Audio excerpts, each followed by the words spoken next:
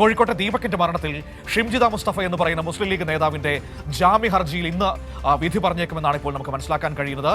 കഴിഞ്ഞ ദിവസം കോടതി കേസ് പരിഗണിച്ചപ്പോൾ ഇന്നലെ അന്വേഷണ സംഘം റിപ്പോർട്ട് കോടതിയിൽ സമർപ്പിച്ചിരുന്നു. അതിൽ ശാസ്ത്രീയ തെളിവുകളുടെ അടക്കം പരിശോധനാ ഫലങ്ങളൊക്കെ ഉണ്ട് എന്നാണ് മനസ്സിലാക്കാൻ കഴിയുന്നത്.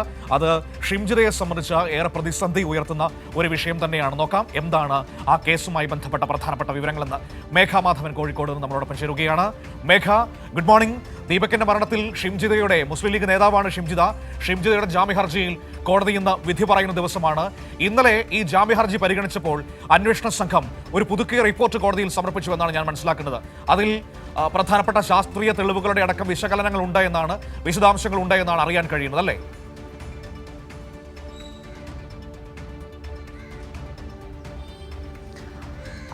മനു, മുസ്ലിം ലീഗ് നേതാവായ ഷിംജിതയുടെ ജാമ്യാപേക്ഷയിൽ ഇന്നാണ് വിധി. കഴിഞ്ഞ ദിവസം മനു സൂചിപ്പിച്ചതുപോലെ തന്നെ വിശദമായ വാദം ഇന്നലെ കോടതിയിൽ നടന്നിരുന്നു. പ്രധാനമായും കോടതിയിൽ പോലീസ് ചൂണ്ടിക്കാണിക്കുന്നത് ഷിംജിതയുടെ ലാപ്ടോപ്പിന്റെയും മൊബൈലിന്റെയും ശാസ്ത്രീയ പരിശോധനാ ഫലം പൂർണ്ണമായും ഇനി ലഭിക്കേണ്ടതുണ്ട്. അത് ലഭിക്കുന്നതുവരെ ജാമ്യം നൽകാൻ പാടില്ല എന്നതാണ് പ്രോസിക്യൂഷൻ വാദിച്ചത്. ഏതായാലും 21 ദിവസമായി റിമാൻഡിൽ കഴിയുകയാണ്. ഇനിയും കസ്റ്റഡി ആവശ്യമില്ല എന്ന് തന്നെയാണ് ഷിംജിതയ്ക്ക് വേണ്ടി ഹാജരായ അഭിഭാഷകൻ കോടതിയെ അറിയിച്ചത്. പരിശോധനാ ഫലം വരുന്നതുവരെ ഇനിയും ഈ ജയിലിൽ റിമാൻഡിൽ കഴിയേണ്ട അവസ്ഥ ഉണ്ടാകാൻ പാടില്ല എന്നതായിരുന്നു ഷിംജിതയുടെ വാദം. ഏതായാലും കോടതി ഏത് വാദമാണ് അംഗീകരിക്കുക എന്നത് ഇന്ന് വ്യക്തമാകും. കൃത്യം 11 മണിയോടുകൂടി തന്നെ ജാമ്യാപേക്ഷയിൽ വിധി പറയും എന്നതാണ് മനസ്സിലാക്കുന്നത്. ഈ കേസുമായി ബന്ധപ്പെട്ട് നേരത്തെ ഈ പോലീസും അതിനൊപ്പം തന്നെ പ്രോസിക്യൂഷനും ചൂണ്ടിക്കാണിച്ച എല്ലാ വാദങ്ങളും കുന്നമംഗലം കോടതി അംഗീകരിച്ച സാഹചര്യമുണ്ടായിരുന്നു. അതിന് പിന്നാലെയാണ് ഷിംജിതയുടെ ജാമ്യാപേക്ഷ തള്ളിയത്. ഇതിൽ ഏറ്റവും പ്രധാനമെന്നത് ഈ വീഡിയോ എഡിറ്റ് ചെയ്തിട്ടുണ്ടോ എന്നൊരു സംശയം കൂടി പോലീസ് കോടതിയിൽ ഉന്നയിക്കുന്നു. അതിൽ ഉൾപ്പെടെ ക്ലാരിറ്റി വരുത്തേണ്ടതുണ്ട്. അതുകൊണ്ട് തന്നെയാണ് ഈ പരിശോധനാ ഫലം വരുന്നതുവരെ കാത്തിരിക്കണം എന്നൊരാവശ്യം പോലീസ് കോടതിയിൽ ഉന്നയിച്ചത്. ഏതായാലും കൃത്യം 11 മണിയോടുകൂടി തന്നെ എന്താണ് കോടതി ഇതിൽ കണ്ട കാര്യങ്ങൾ എന്നത് മനസ്സിലാക്കാൻ സാധിക്കും. കുന്നമംഗലം കോടതി ഏതായാലും കഴിഞ്ഞ ദിവസം ജാമ്യാപേക്ഷ പരിഗണിക്കുമ്പോൾ പോലീസിന്റെ എല്ലാ വാദങ്ങളും അംഗീകരിച്ച സാഹചര്യമാണ് ഉണ്ടായിരുന്നത്. അതായത് വൈറലാവുക എന്ന ലക്ഷ്യം വെച്ച് തന്നെയാണ് ഷിംജിത ഇത്തരത്തിലൊരു വീഡിയോ ഷൂട്ട് ചെയ്തത് എന്ന് പോലീസ് കോടതിയെ അറിയിച്ചപ്പോൾ കോടതി ജാമ്യം നിഷേധിക്കുന്ന സാഹചര്യമുണ്ടായി.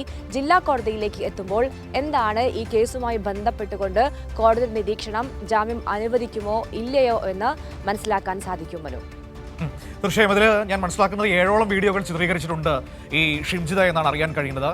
അതിൽ തന്നെ പോലീസ് പറയുന്നത് അതിലൊരു എഡിറ്റിംഗ് നടന്നിട്ടുണ്ടോ എന്ന വലിയ സംശയം പോലീസ് മുന്നോട്ട് വയ്ക്കുന്നുണ്ട്. അതൊന്ന്. മറ്റൊന്ന്, ഈ ബസ്സിലെ CCTV ഫൂട്ടേജസ്, ആ ഫൂട്ടേജസിൽ ഒരിടത്തും നമ്മൾ കണ്ടതിലടക്കം അങ്ങനെ ഒരു അസ്വാഭാവികമായ സംഭവങ്ങളൊന്നും നടന്നതായി നമുക്ക് തോന്നുന്നില്ല. അത് വ്യക്തവുമാണ്. അതോടൊപ്പം തന്നെയാണ് ബസ് ജീവനക്കാരുടെ മൊഴി. അവരും പറയുന്നു അങ്ങനെ അസ്വാഭാവികത നിറഞ്ഞ ഒന്നും അന്ന് ആ യാത്രയിൽ ബസ്സിൽ ഉണ്ടായിരുന്നില്ല എന്ന്. അപ്പോൾ ഈ പറയുന്ന ഭാഗങ്ങളൊക്കെ ഷിംജിതയെ സംബന്ധിച്ച് ഏറ്റവും നിർണായകമായ ഘടകങ്ങളല്ലേ ഈ അന്വേഷണത്തിൽ? അതല്ലേ അവരെ പ്രതിരോധത്തിലാക്കുന്ന പ്രധാനപ്പെട്ട വസ്തുതകളും ഭാഗവുമെന്ന് പറയുന്നത്?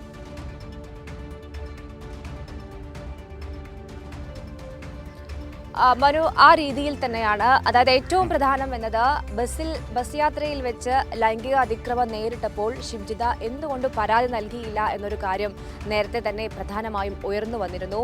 അതായത് ദീപകിന്റെ ആത്മഹത്യ പിന്നാലെയാണ് പയ്യന്നൂർ പോലീസ് സ്റ്റേഷനിൽ ഒരു പരാതി എത്തുന്നത്. ഇമെയിൽ വഴിയായിരുന്നു ആ പരാതി. എന്തുകൊണ്ട് ഷിംജിത പരാതിപ്പെട്ടില്ല? അതിനൊപ്പം തന്നെ പുറത്തുനിന്ന് മറ്റാരുടെയെങ്കിലും സഹായം ലഭിച്ചിട്ടുണ്ടോ? എന്തിനാണ് 7 വീഡിയോകൾ ചിത്രീകരിച്ചത്? ഇതിൽ ഏതെങ്കിലും തരത്തിൽ എഡിറ്റിംഗ് നടന്നിട്ടുണ്ടോ എന്ന സംശയം ഉൾപ്പെടെ അവിടെ ബാക്കി നിൽക്കുന്നു. CCTV ദൃശ്യങ്ങളിൽ അസ്വാഭാവികമായി ഒന്നും കണ്ടില്ല എന്നതും ഷിംജിതയുടെ വാദത്തിന് തിരിച്ചടി ഉണ്ടാക്കുന്നതാണ്. അതിനൊപ്പം തന്നെ ഏറ്റവും പ്രധാനമെന്നത് ഈ ബസ്സിലുണ്ടായിരുന്ന ജീവനക്കാരുടെയും യാത്രക്കാരുടെയും മൊഴികളാണ്. അസ്വാഭാവികമായി ഒന്നും ബസ്സിൽ നടന്നിട്ടില്ല എന്നതാണ് ഈ യാത്രക്കാരും അതിനൊപ്പം തന്നെ ബസ് ജീവനക്കാരും മൊഴി നൽകിയിരിക്കുന്നത്. അതൊക്കെ തന്നെയും ഷിംജിതയ്ക്ക് ഒരു പക്ഷേ തിരിച്ചടിയായേക്കാം.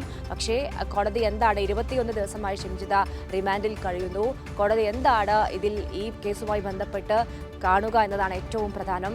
ഏതായാലും 11 മണിയോടുകൂടി ഷിംജിതയ്ക്ക്, മുസ്ലിം ലീഗ് നേതാവ് കൂടിയായ ഷിംജിതയ്ക്ക് ജാമ്യം അനുവദിക്കുമോ ഇല്ലയോ എന്ന കാര്യത്തിൽ തീരുമാനമറിയാം. ശരി.